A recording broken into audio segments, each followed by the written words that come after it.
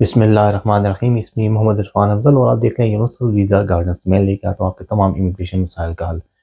जिन दोस्तों ने इस चैनल को सब्सक्राइब नहीं किया उनसे रिक्वेस्ट है कि चैनल को लाइक करें, सब्सक्राइब करें और शेयर करें ताकि हमारी कम्युनिटी में इजाफा हो।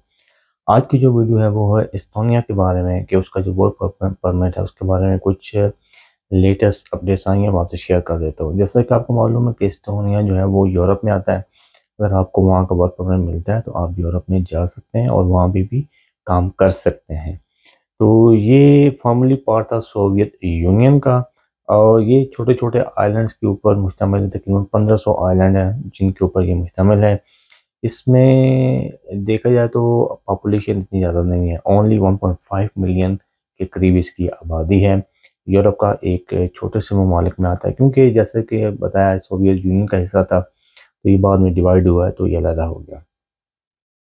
मुसलमानों की काफ़ी तादाद है, अगर देखा जाए तो 1.5 मिलियन में तकरीबन 10,000 मुस्लिम जो है कम्युनिटी है वहाँ पे। और वहाँ पे जो वर्क परमिट इशू होते हैं हर साल, उनकी जो एवरेज रेशियो है तकरीबन 1000 के करीब है।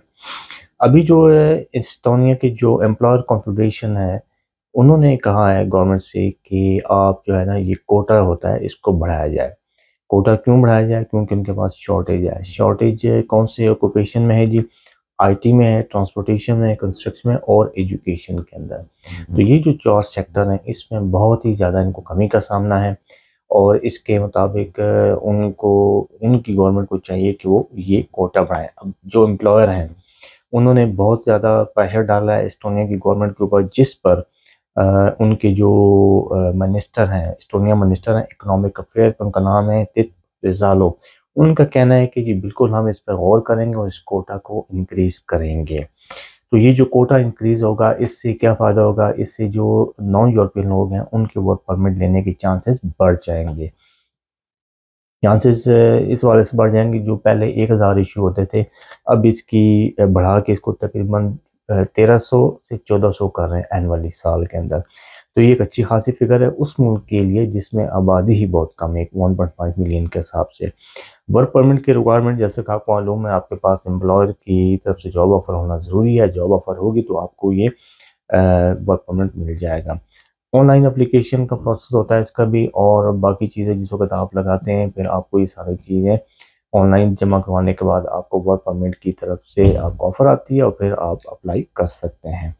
अब ये जो कोटा है ये बढ़ने से सबसे ज़्यादा जो फ़ायदा हो रहा है वो होगा इंडिया, पाकिस्तान, बांग्लादेश और नेपाल के लोगों, क्योंकि जो वर्क परमिट पिछले साल इशू किए गए हैं सबसे ज़्यादा जो वर्क परमिट इशू हैं एस्टोनिया में वो इंडिया और दूसरे नंबर पर पाकिस्तान के मालिक के हुए हैं।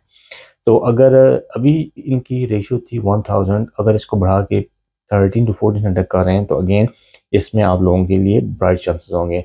मसला ये है कि आपको ये वर्क परमिट लेने के लिए अगर आपके पास ये स्किल है आईटी की, ट्रांसपोर्टेशन की, कंस्ट्रक्शन की या एजुकेशन में। अब एजुकेशन की जो फील्ड है इसमें ये नहीं है कि आपने ये कोई छोटा मोटा आपने कोई कोर्स किया हो, नहीं। अगर एजुकेशन काउंसलर की जो जॉबें हैं हाई लेवल की जॉबें होती हैं, छोटी मोटी जॉबें नहीं होती। आपके पास सर्टिफिकेट्स होने चाहिए, एक्सपीरियंस होना चाहिए और आपके पास रेलेवेंट एक्सपीरियंस होगा तो तभी आपको जॉब मिलेगी।